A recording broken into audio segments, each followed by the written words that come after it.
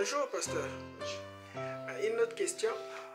Aujourd'hui, les Blancs disent que c'est eux qui ont le vrai Dieu. Les Noirs également disent que c'est eux qui ont le vrai Dieu. Les Jaunes également, donc on ne comprend pas finalement. Dieu appartient à qui? Ok, merci pour la question. Je sais que non. Bon, cette question, c'est une question qu'on trouve un peu ça et là parce que chacun veut croire que non, c'est eux qui ont l'apanage de Dieu. Dire cela, je crois que ce serait un peu exagéré. Donc, il faudrait qu'on puisse remonter dans les Écritures. La parole de Dieu nous dit ceci, si je vais prendre le livre de Colossiens 2, verset 16.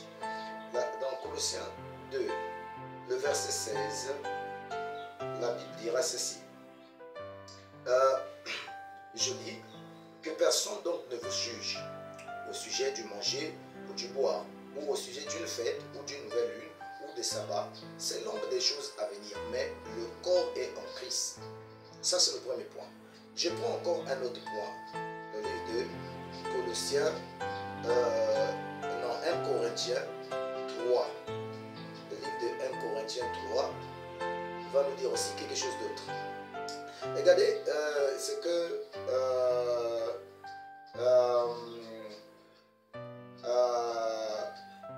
en fait, c'est Paul qui parle. Il dit que non, dans le livre de 1 Corinthiens, à partir de 2, il dit « Je vous ai donné du lait, non de la nourriture solide, car vous ne pouviez pas la supporter, et vous ne le pouvez pas même à présent, parce que vous êtes encore charnels. » Paul dit « Ils sont encore charnels. En effet, puisqu'il y a parmi vous de la jalousie, des disputes, n'êtes-vous pas charnels et ne marchez-vous pas selon l'homme? Quand l'un dit « Moi je suis de Paul » et un autre « Moi d'Apollos », n'êtes-vous pas des hommes? Qu'est-ce que donc Apollos et qu'est-ce que Paul? Des serviteurs par les moyens desquels vous avez cru, selon que le Seigneur l'a donné à chacun. J'ai planté, Apollos a arrosé, mais Dieu a fait croître. En sorte que ce n'est pas celui qui plante qui est quelque chose, ni celui qui arrose, mais Dieu qui fait croître. Voyez, je prends encore dans le livre de Jean 3, le verset 16. Jean 3, verset 16, va nous dire encore quelque chose d'autre. Je sais que non, je suis en train de venir sur quelque chose d'important. Jean 3, verset 16. Dans Jean 3, verset 16, la Bible dit ceci. Car Dieu a tant aimé le monde qu'il a donné son Fils unique, afin que quiconque croit en lui ne périsse point, mais qu'il ait la vie éternelle. Dieu a tant aimé le monde. Il n'a pas dit l'Europe, il n'a pas dit l'Afrique, il n'a pas dit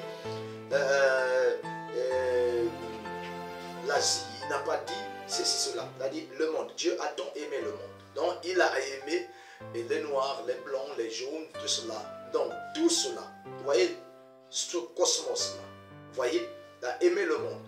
Donc là, il faut souligner cela convenablement. Si je peux prendre encore dans le livre de Colossiens 3 encore, le verset 11, la Bible dit ceci, dans le livre de Colossiens 3,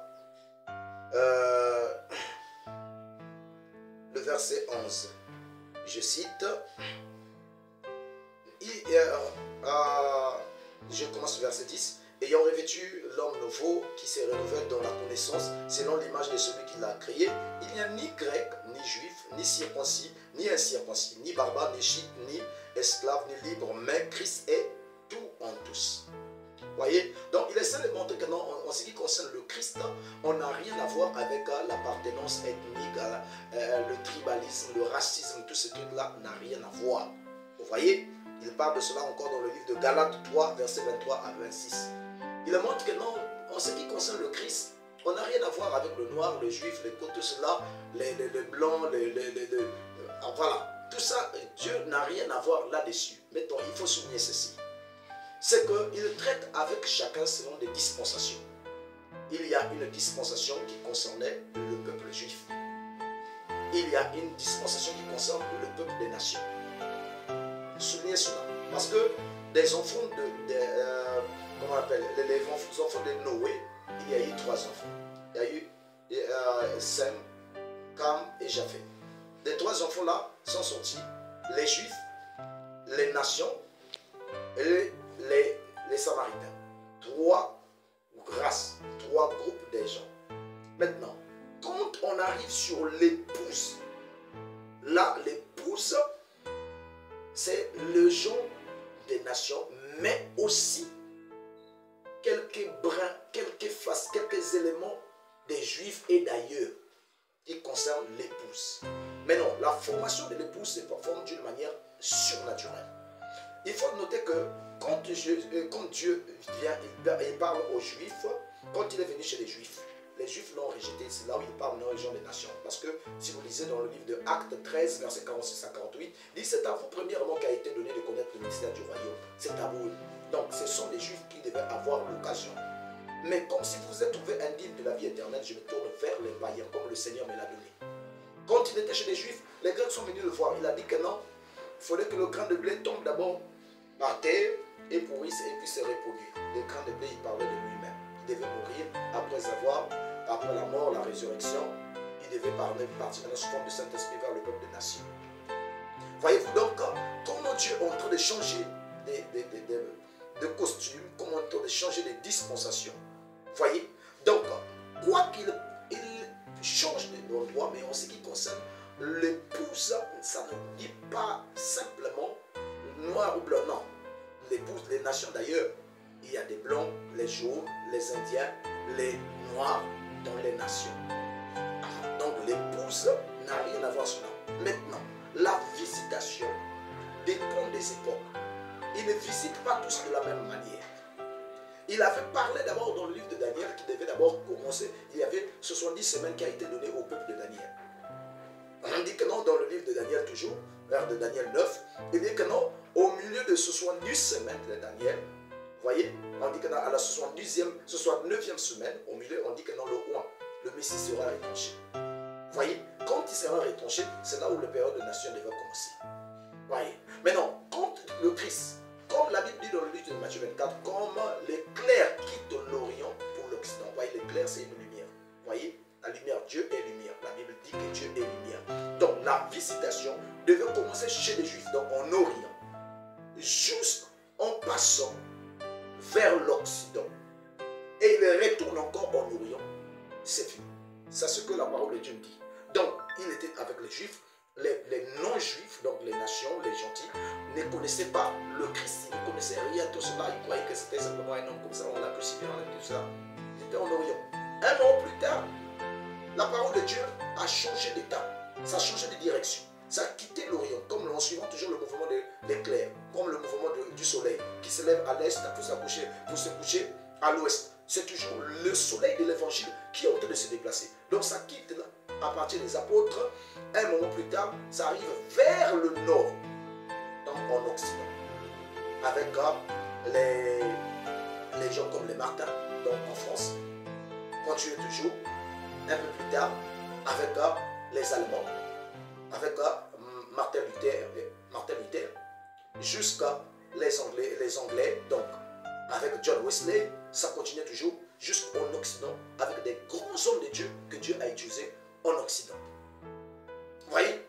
Donc, en même moment, après avoir brillé en Occident, nous avons vu que non, il y a beaucoup des hommes de Dieu qui ont commencé d'abord à apporter de la lumière, notamment les Billy Graham, de Oral Roberts, de toutes les façons, tout cela sont suivis un certain William Marion Branham. C'est parce que c'est lui qui a éclairé les gens cela. Avant même que William Branham arrive, il y a eu des gens comme les Billy Sunday, voyez, des hommes qui ont aussi commencé déjà à transmettre, à transporter déjà la lumière. Il y a eu le Billy Sunday, il y a eu, voyez, toutes ces personnes-là ont fait un grand travail jusqu'à ce qu'on a vu aussi, toujours aux États-Unis, nous sommes bien sûr en Orient et en Occident, les gens, les William Marion Branham, ont commencé à enflammer les États-Unis, donc l'Occident, parce que c'est quoi? Toujours notre lumière. Après cela, vous voyez que non, ça devait continuer jusqu'au sud, donc en Afrique. Donc cette même lumière, l'Afrique ne reçoit rien d'autre que la lumière qui était en Occident. C'est cette lumière qui était en Occident qui brille encore en Afrique. Maintenant, comprenez ceci. Ça n'a rien à voir que non, est-ce qu'un tel a Dieu ou pas. Mais le problème, c'est quoi? C'est le réveil. C'est un problème de réveil. Donc, les uns ont eu le réveil à leur temps, les autres le réveil à leur temps. Aujourd'hui, le réveil devait être en Occident. Donc, le même réveil de l'Occident qui continue jusqu'au sud. Et là, c'est arrivé déjà en Asie. Parce que c'est quoi? La fin doit arriver là. Ça doit repartir encore. Maintenant, un chrétien ne noir-là, c'est lui qui a le réveil, il exprime le réveil. Le noir est un homme spirituel. Nous le savons, il est beaucoup religieux. Vous voyez, le noir, il s'accroche beaucoup à tout ce qui est religion. Donc, vous voyez que dans Vaudou, Nzobi, beaucoup d'autres formes de religion, le noir aime cela. Mais cela ne fait pas de lui que c'est lui seulement qui a Dieu. Non. Il est un être beaucoup spirituel. Que ce soit bon ou mauvais, il est beaucoup spirituel. Mais ça ne veut pas dire que non, Dieu l'appartient simplement. Mais non, un chrétien qui veut maintenant s'approprier de Dieu, tu as un mauvais esprit. Il n'y a pas un problème de dire que non, c'est nous les noirs, c'est nous les blancs, c'est nous les rouges, c'est nous les jaunes. Non, cet esprit-là n'est pas chrétien. Les chrétiens, c'est quoi si tu crois que non, tu es noir, exprime. Tu dois manifester la parole de Dieu. Tu dois manifester tout ce que la lumière est censée apporter. Si tu es blanc, tu dois manifester la jaune, tu dois manifester cela. Ça n'a rien à voir avec dire que non, Dieu nous appartient à tout cela. Je ne crois pas ce genre de foutaise. C'est de n'importe quoi. Dieu appartient à tout le monde. Mais le réveil passe d'un endroit vers l'autre. C'est comme si dans une ville, le réveil peut quitter telle église dans une autre église. Le réveil, c'est un problème de lieux. Voilà des atmosphères que les gens peuvent produire, peuvent créer, peuvent apporter le réveil dans leur vie. Donc, s'il faut répondre d'une manière simple ici, la question, est-ce que Dieu appartient à tel ou non? Dieu appartient à tout le monde. Parce que Jésus n'est pas mort pour une race donnée, mais il est mort pour l'humanité. Donc, tous ceux qui croiront en ce qu'il a donné.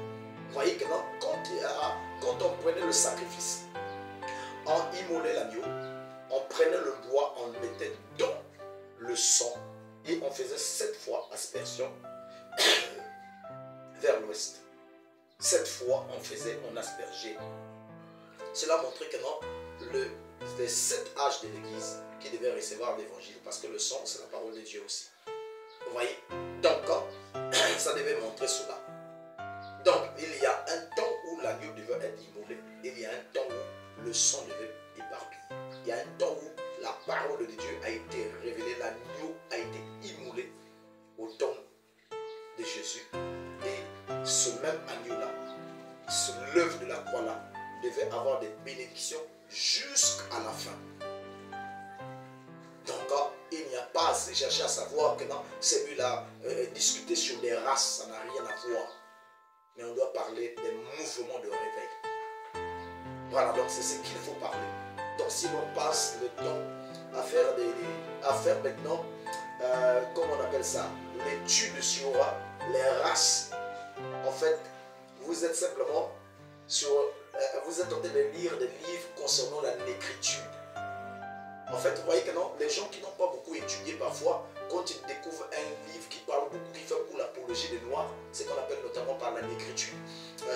Des gens comme Aimé Césaire et les autres, beaucoup de gens qui ont parlé un peu de la montée de l'homme noir et tout cela, on commence maintenant à créer des doctrines tout autour. Non, ce n'est pas bien, ce n'est pas un bon esprit, frère.